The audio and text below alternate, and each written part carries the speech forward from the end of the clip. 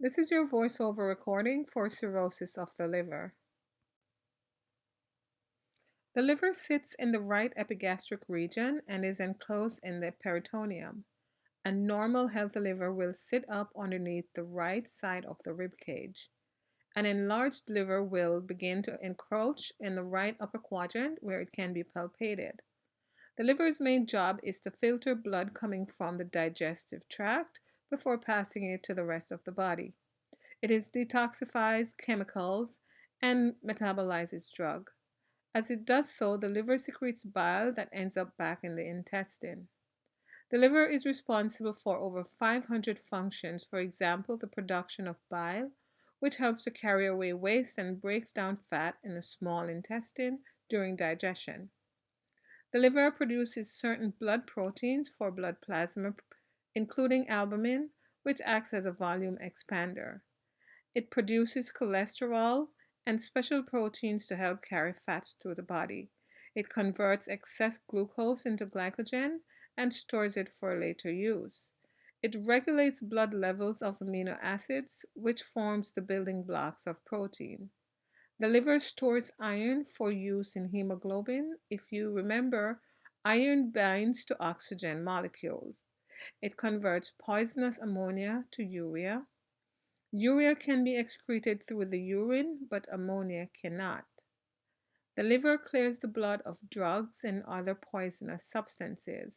It regulates blood clotting by creating clotting factors, and it resists infections by making immune factors and removing bacteria from the bloodstream. Another function of the liver is to process bilirubin. Bilirubin is the byproduct of red blood cell breakdown. This is important because if not correctly processed by the liver, bilirubin can cause some of the symptoms that we think of when we think about liver disorders, for example, jaundice. In the intestine, bilirubin is responsible for providing color to bile, feces, and urine, and is also responsible for the yellow discoloration in jaundice. Cirrhosis is the end stage of liver disease. It is characterized by extensive degeneration and destruction of liver cells, which are then replaced by fibrotic scar tissues and regenerated nodules that occur from the liver's attempt to regenerate itself. This picture is showing a diseased liver with cirrhosis. A normal liver is smooth in texture and in appearance. Any chronic liver disease, including excessive alcohol intake and non-alcoholic fatty liver disease, can cause cirrhosis. Other causes include hepatitis B and C, and these are the most common causes. Alcohol is the second most common cause of cirrhosis. Malnutrition, being genetically predisposed regardless of dietary intake, alcoholism, and drug use are also causes of cirrhosis. Diagnostic studies for liver disorders includes liver enzyme tests. These are your ASTs, ALTs, alkaline phosphatase, and GGTs. These will be elevated initially because of their release from the liver. However, in end-stage liver disease, they may be normal or low due to the loss of healthy hepatocytes. Total protein and albumin levels tend to go lower, especially toward the end of cirrhosis. Serum bilirubin levels will start to go up and will skyrocket during the end stage of the liver disease as the liver is unable to process bilirubin. Cholesterol levels tend to go low as the liver helps to create cholesterol, particularly good cholesterol, which helps us to transport fat. Prothrombin time goes up, which increases the time of bleeding. An ultrasound elastography helps to determine the level of fibrotic tissue in the liver. A definitive diagnosis for cirrhosis and liver cancer will be a biopsy. More often than not, this is a percutaneous biopsy. A large needle is used to take a section of the liver. If they are going for a mass, the liver biopsy is guided by ultrasound so that a biopsied section of the liver can be retrieved. Much of the clinical manifestations for cirrhosis are going to be the same as liver cancers, particularly metastatic liver cancer, as they affect more and more hepatocytes. Early in the disease process, there are relatively few symptoms. You may see some fatigue and enlarged liver that a test may return normal. The patient may be unaware of their condition because there are relatively few symptoms in the early stage of the disease. This is also true of liver cancer as well. If the individual has symptoms, it may be fatigue and an enlarged liver. The later manifestations tend to result from the failure of the hepatocytes in the portal hypertension. The goal of care for the patient with cirrhosis is to slow the progression of the cirrhosis and to prevent and treat any complication caused by it. Conservative therapy includes rest, alternating rest with activity, administration of B complex vitamins, avoidance of alcohol and other drugs that may make the condition worse. These include acetaminophen, aspirin, NSAIDs, and other hepatotoxic drugs. One of the things we often think about when we think of liver disorder is the characteristic jaundice and yellowing of the skin and sclera of the eye. Jaundice is caused by the decreased ability to conjugate and excrete bilirubin. It can be caused by primary liver dysfunction or blockage in the bile duct. In the case of obstructive jaundice, the bile is unable to get out through the bile duct into the GI tract the way it normally does, and eventually will back up in the systemic vascular system. Jaundice may be mild or severe. This picture on the slide is an example of mild jaundice. The first place you will most likely see a sign of jaundice is in the bottom third of the sclera of the eye as it deposits in the dependent areas of the sclera. A buildup of bile salts will cause pruritus or itching. To alleviate the pruritus, cholecysteramine, which is an oral medication, is administered, and this works by binding to the bile salts so that they can be excreted from the body.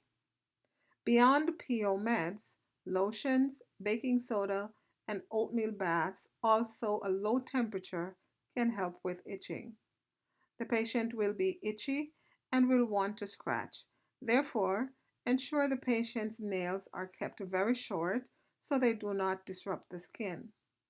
Other skin issues associated with cirrhosis includes spider angiomas, which are small dilated blood vessels with bright red center points and spider-like branches. Spider angiomas can occur on the nose, the cheek, the upper trunk, neck, and shoulder. By themselves, they are unsightly but are not harmful or life threatening. Other skin conditions associated with liver disorders are palmar erythema or redness in the palm. In patients with cirrhosis and some patients with liver cancer, the liver undergoes structural changes which leads to the obstruction of blood flow in and out of the liver. Portal hypertension and varices occurs when there is an increase of blood pressure in the portal venous systems. As blood reaches the liver from the stomach, the intestines, spleen, and pancreas, it travels through the portal vein branching into the liver. Because these vessels are blocked by the scarring of the liver, blood cannot flow freely and is backed up, causing an increase in pressure that leads to the enlargement of the veins in the esophagus or the esophageal varices, in the skin of the abdomen, and veins in the rectum and anus or hemorrhoids. Portal hypertension is usually diagnosed on the basis of the clinical manifestations of ascites, confusion, and GI bleed from spontaneous rupture and hemorrhage from the varices. Liver diseases can cause a number of hematologic disorders. These blood disorders include thrombocytopenia or low blood platelet counts, leukopenia or low white blood cell count, anemia or low red blood cell count, and coagulation disorders. Thrombocytopenia is caused by splenomegaly or an enlarged spleen, and an enlarged spleen usually results from portal hypertension. Coagulation problems occur as a result of the liver's inability to produce prothrombin and other essential blood clotting factors. Manifestation of coagulation problems are bleeding, example nosebleed, being easily bruised, gum bleed, also menstrual bleeding, among others. Individuals with liver disorders are at an increased risk of developing peripheral edema and ascites. Peripheral edema occurs primarily in the lower extremities and the presacral area.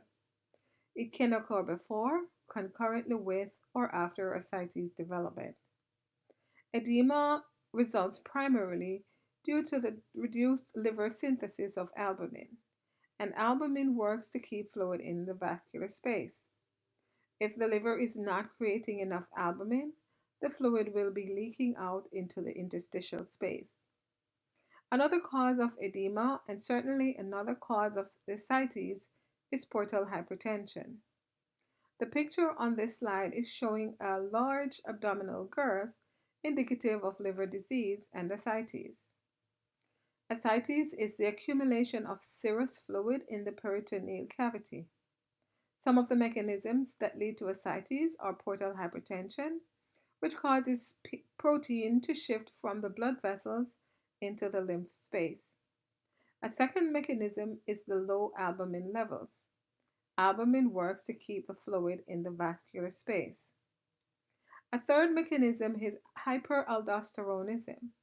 This means that the hormone aldosterone is metabolized by the liver and then excreted. If the liver is not functioning correctly, aldosterone will build up in the bloodstream.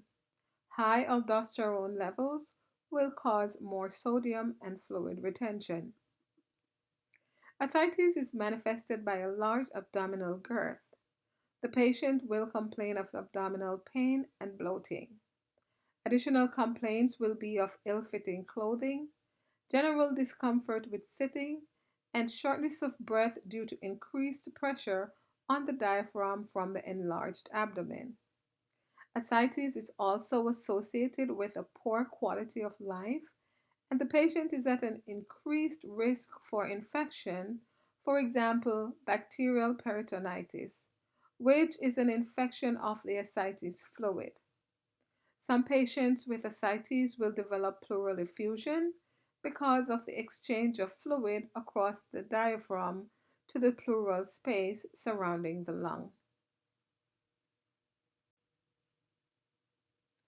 The management of ascites is focused on fluid restrictions, diuretics, and fluid removal.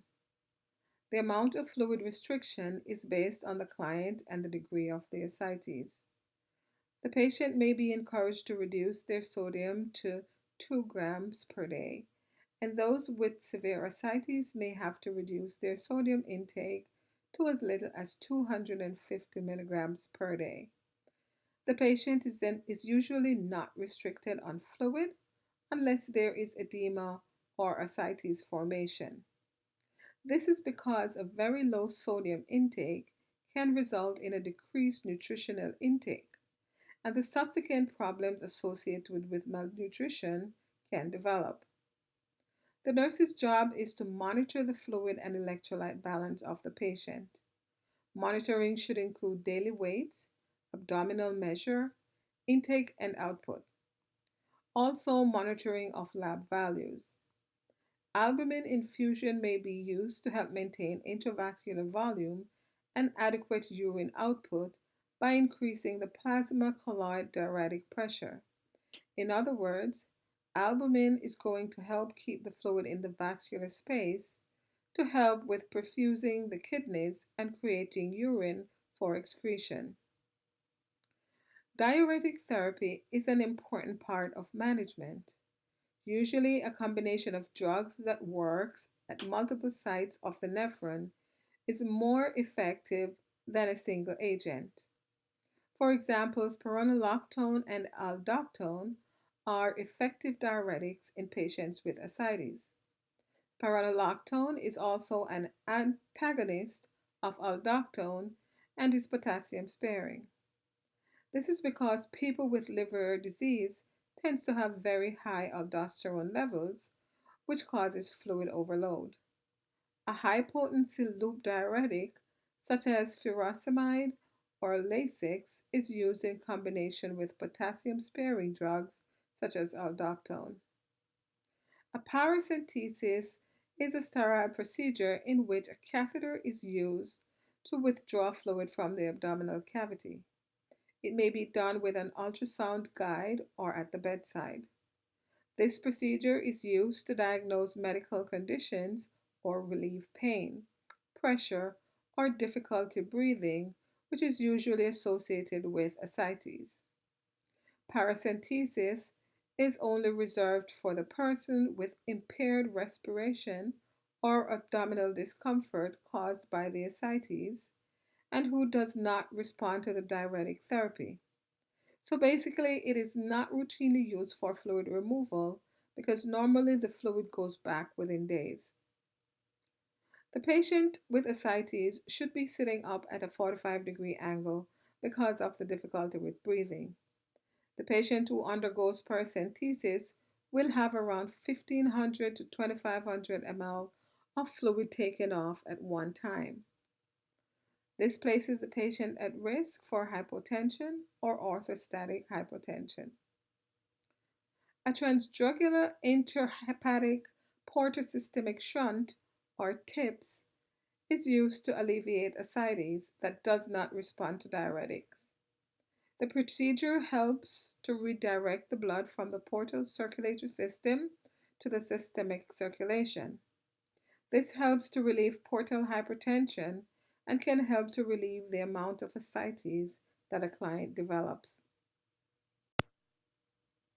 The picture on this slide is showing a portosystemic shunt or TIPS. It involves the placement of a shunt between the portal venous system and the systemic venous system to reduce ascites accumulation by decreasing portal pressure. Hepatic encephalopathy is a neuropsychiatric manifestation of advanced liver disease. The main cause of encephalopathy is the accumulation of ammonia and toxins in the blood. In advanced liver disease, the liver is not able to convert ammonia to urea. Urea can be excreted by the kidneys while ammonia cannot. Ammonia is the byproduct of protein breakdown in the GI tract. When ammonia is not converted to urea, it stays in the body and crosses the blood-brain barrier where it causes neurological symptoms. Clinical manifestations of encephalopathy are changes in neurological and mental responsiveness, impaired consciousness, and or inappropriate behavior ranging from sleep disturbances to lethargy or deep coma, changes in levels of consciousness, confusion, or even seizures. The changes can occur suddenly because of an increase in ammonia, which is in response to a bleeding varices or infection, or it may arise gradually as blood ammonia levels increase. The characteristic manifestation of hepatic encephalopathy is asterixis or flapping tremors.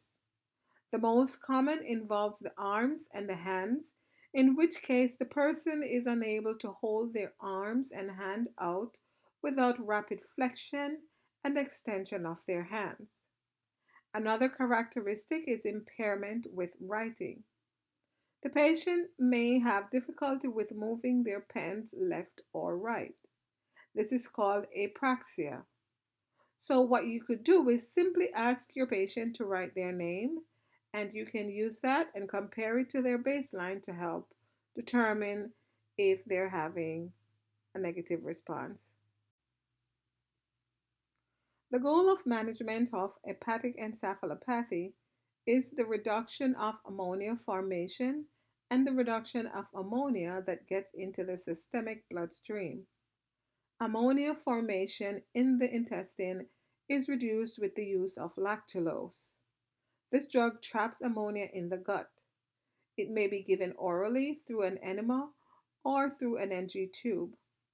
The laxative effect of this drug expels ammonia from the colon. The administration of antibiotics such as rifaximin may also be given particularly in patients who did not respond well to lactulose. Rifaximin works by killing off the bacteria in the gut. Two ways in which the body produces ammonia is through its own protein metabolism using enzymes created by the body. The other way in which ammonia is produced is through bacterial digestion of protein. So, if rifaximin is used to kill off gut bacteria, this can reduce the amount of ammonia produced in the gut. So, the question to ask now is if the gut bacteria is killed off, will the patient not be at risk for C. diff and other superinfections? Yes, they will. But there is a risk and benefit factor here. The risk of encephalopathy outweighs the risk of C. diff and other superinfections. Another way to reduce ammonia is to reduce the dietary intake of protein. Again, ammonia is a byproduct of protein, so if protein is reduced in the diet, you can reduce the ammonia level. Another risk benefit factor is that protein helps with immune function and wound healing, and this would be an individual plan of care. Another precipitating cause of ammonia buildup is GI bleed. With the GI bleed, blood will accumulate in the gut, and this accumulation will produce ammonia, as blood is also another form of protein metabolism. In the event of a GI bleed, it is important that blood is promptly removed from the GI tract to decrease the protein accumulation in the gut. Portal hypertension can cause esophageal varices and gastric varices. These are complexes of tortuous enlarged veins at the lower end of the esophagus and the upper portion of the stomach. They are both very fragile and can bleed easily. They can cause life threatening complications, mainly GI bleed. Ruptured esophageal varices are the most life threatening complications of cirrhosis. This is usually considered a medical emergency. Major therapeutic outcomes for gastric and esophageal varices is to prevent bleeding and variceal rupture by reducing portal pressure. The patient with esophageal or gastric varices should avoid drinking alcohol, taking aspirins or NSAIDs, as these can all cause variceal rupture and increase bleeding. All patients with cirrhosis should have an upper endoscopy or an EDG done to screen for the presence of varices. Because patients with varices are at an increased risk for bleeding, they are generally started on a non-selective beta blocker, such as propranolol, to reduce the incidence of hemorrhaging. Beta blockers reduces the high portal pressure, which decreases the risk of rupture. When a variceal bleed occurs, the first step is to stabilize the patient and maintain the airway. IV therapy is usually initiated and may include blood products. Drug therapy may include octreotide or vasopressin. The main goal of drug therapy is to stop the bleeding. Then we can identify the source, then apply interventions to prevent further bleeding. If a bleeding gastric or esophageal varices occur, the main treatment is endoscopic therapy.